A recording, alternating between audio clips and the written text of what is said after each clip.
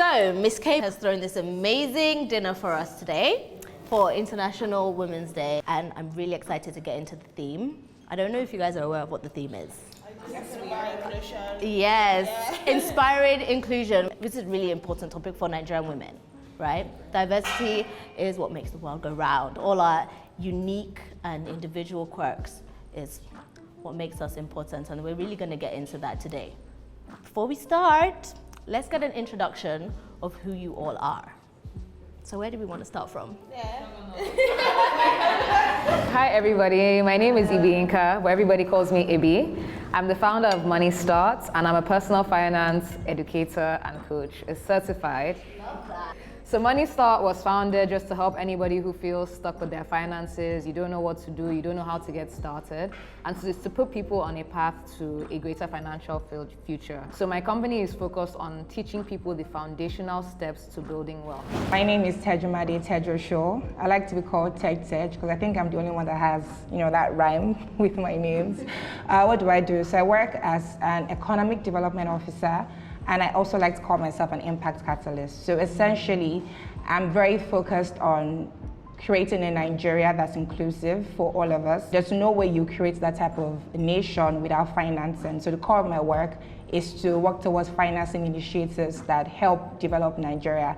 And I stand to be very biased because I'm a woman. I have two amazing kids and they are girls. So I'm more interested in initiatives, that allow for inclusion for women and help to empower us as women. Interestingly, we are about 50% of Nigeria's population. So why don't we work towards ensuring that, we create a Nigeria by ourselves, for ourselves and through ourselves. So I work in television.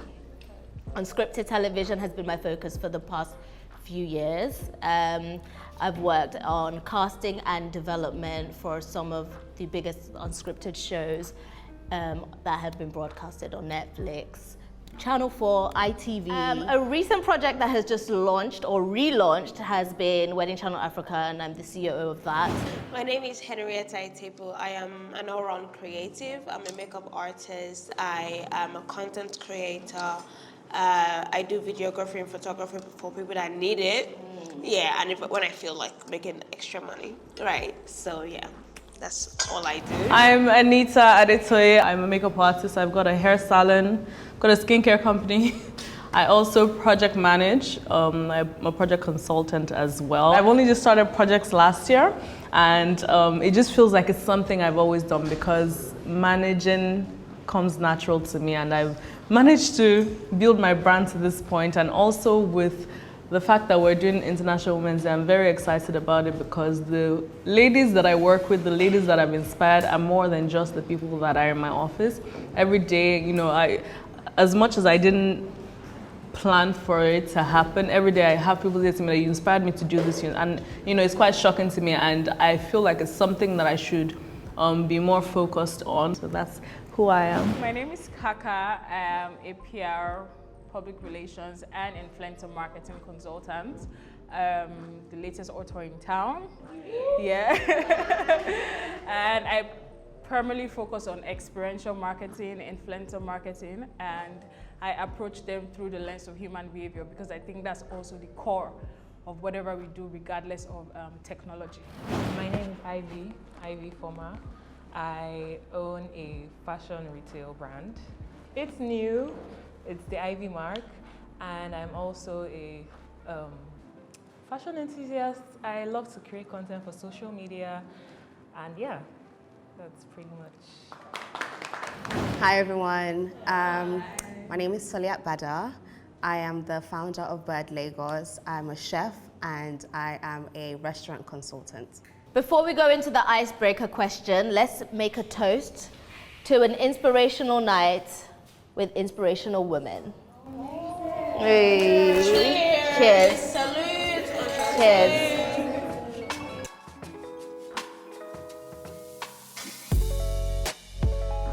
So what we have here is a yam croquette. It's a truffle yam croquette with oxtail in the middle and a rodo jam. So I really hope you guys enjoy it. Okay, so I've been putting a lot of anticipation into these scrolls that we have because it's supposed to maneuver our conversation today. We're starting off with Henrietta. What are the limitations to women's inclusion in financial education and investing? And what can we do to improve on it as women? Also, in the context of expenditure, is it a myth that women spend more than men? Okay, great question. It's very, very multifaceted. Number one is the fact that most women actually earn less money, right? So when you talk about investing, for somebody to be investing and investing comfortably, that means that A, you're good at your budget, you have savings, you're comfortable enough financially to be able to put money away for a long time that you don't need to call on immediately. A lot of women are not in that position. Why? Because women typically earn significantly less than men. Okay, so that is the first barrier that's, hindering women when it comes into financial inclusion and investing. Is just like income, the wage gap. That's number one. Number two is basically the PR of investing is so male. When it comes to investing in the stock market, financial terms, the first response most women have is fear. Just like, I don't understand, it's complicated. This is for people like in suits, it'll be like complicated to understand, like, financial markets, economics, all of these things, and like, it's just really not. You see finance bros, Wall Street guys, they're not Wall Street women. They're not like wolf ladies of Wall Street. It's like, it's just not a thing. So women already have that kind of mental block that, oh, this is something that's really more for guys. Women tend to save more than invest more. So let me tell you guys a fun fact. Literally 100% of the clients that I have all say, I'm great with saving, but I have no investment. So when I say savings, these women have serious money saved up, just sitting in a savings account, too terrified to invest. So I feel like in terms of what I'm doing with Money Start, I'm very happy that I started it because a lot of people are like, oh, you're just like a girl like me. And you understand all of this stuff. So it gives people confidence that like, oh, if you understand it, then I can understand it too. Because it's really just not complicated. It's not something that you should count yourself out of. And then I guess, the other side of that fear is making a mistake. So as women, we are very conditioned to be on the safe side. So I was just talking to Tedra about this. So for example, like when you're applying for a job, if you don't meet 90, 80%, even 100% of the requirements, you will not apply. So women, they're like, oh, scared of losing all of my money, don't really want to take risks, I don't want to take all these risks. And your aversion to risk grows as you get older because you have kids, you want to stay safe, you want to play things safe, you're not ready to like go out there and take big risks the same way that a man would do. Another fun fact for you guys, you know that women have a significantly lower level of default on loan rates. Like women, especially married women with children, best category of people to lend to, they always pay back their loans, always, every country in the world. So I would say like those are the things that limits, women when it comes to like financial inclusion and investing, and of course the knowledge. Now, what I find and why I feel like my business is doing so well is people want to talk to somebody like them. They're like, oh, like you're also just like you're a young girl, like you're a young mom, and like you speak the language I understand, and you can just explain this to me because they're afraid of looking stupid. I mean, most people are afraid of looking stupid. Yeah. I have clients in their 30s that are just being like, look, I'm just too embarrassed to tell people that I don't even understand what like buying shares are, like I don't really get it, like can you just explain it to me? People are scared of being judged because they feel like, okay, I should know these things, like I'm not uneducated, but I just don't really understand, but I feel like I have to pretend. I want to pose something to you. I probably should book a consultation about that. Absolutely. Since I've got you here, I might as well. Not to put all my business out there, but I'm terrible at saving, and I feel like I've never made the effort because of the fact that I have investments. Am I being deluded in thinking that, oh, I don't need to save because I've saved in investments, or am I right? I think a little bit delulu. So I'm delulu. Delulu is a salulu, and it's been keeping me going.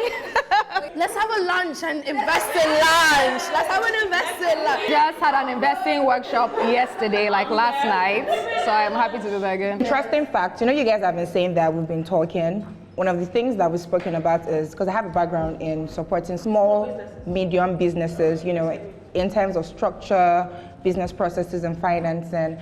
And I was just thinking to branch out this year. I mean, I'm a Christian, so I've just been talking to God about the fact that I want to set up a fund that's able to invest in small, medium businesses. It becomes a conversation of, when I said creating an Africa for women, by women, we're the ones who are now dictating that I will not just invest in anything, I'll invest in something that will make sure that another woman down the line is supported, he's sorted, he's empowered. And guess what?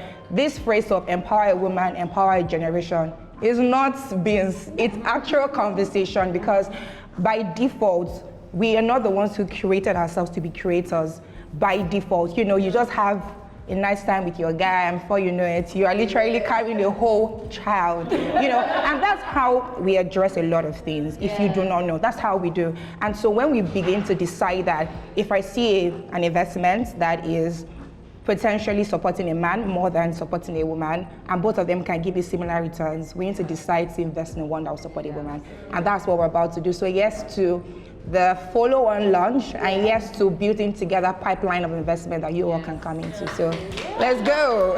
I'm gonna add to that as well. I feel like, you know, the spirit is one also, because every year that International Women's Day comes, it gets us thinking, how do I do better? Literally in my bathroom today, I just kept thinking, I need to do better.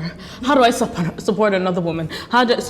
So the reason why I said the spirit is one is great that we're having this conversation, because I feel like it's just the right time, and there's definitely a reason why this is happening today as well. So it'll be great if we have such conversations and sort of help each other and say, oh, I remember when Miskay, this is where this thing kicked off, you know? I feel like as women, when we've not just been dropped into this world as individuals, so I feel like the spirit is one, and this is definitely going to brew up something. It's exciting. One of the things I would like for us to leave here with is that if you have a seat at the table, it's your responsibility to bring another woman on that seat.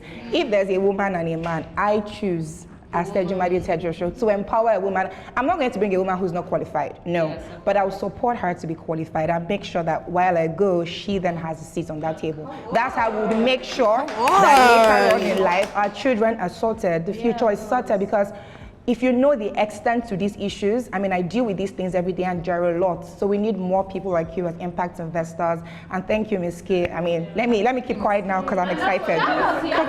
To be a girl's girl, it's not about fighting with the girls. That's what it means to be a girl's girl. There's room. There's enough room for everybody. The last part of your question, in the context of expenditure, that's like, is there a myth that women spend more than men? No, that is the patriarchy that is talking. Women do not spend more than men. It is actually the opposite. Women are actually typically more careful. It's just this kind of thing like, oh, women, you know, they're so bad at money. Women love to shop. Women love to do this.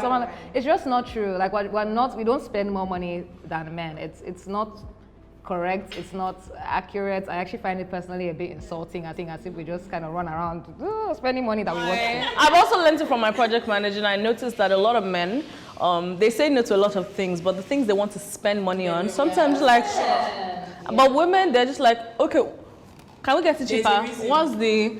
Okay, this is not...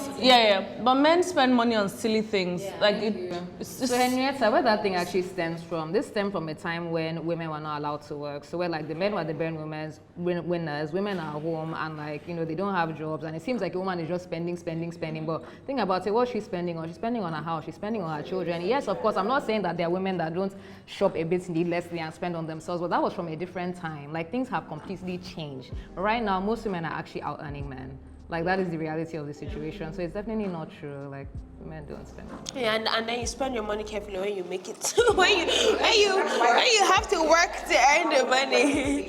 Yeah. If you can open up your scroll and let's see what you got. Okay, this is a question for Kaka. The inclusion of creative and artistic talent of women without the concept of the usual body stereotype and the general standard of beauty. What is your experience with this and how can it be improved? Okay, I think I'll answer that question from a personal angle. As you can tell, I'm plus size. So I'll come from that aspect because I think it sort of relates into it. If we look at the actresses, your A-listers, your TV presenters and stuff, you're not going to find them there. I'm going to answer that question in two ways because I'll play devil's advocate. Okay, there are layers I want to answer this question. Because of who I am now and how I have seen life and things that I've done for myself, I feel like when you look a different way, you sort of make yourself invisible by yourself. I don't know if you guys understand it. Yeah. So even in context of like beauty standards, right? A lot of things are just self-made. We keep saying society. We are actually the society. Yeah. I agree, the society and media would literally do whatever it is. But I believe that if you aside, I won't take the fact that like if you don't look a certain way, you have to put in extra work, right?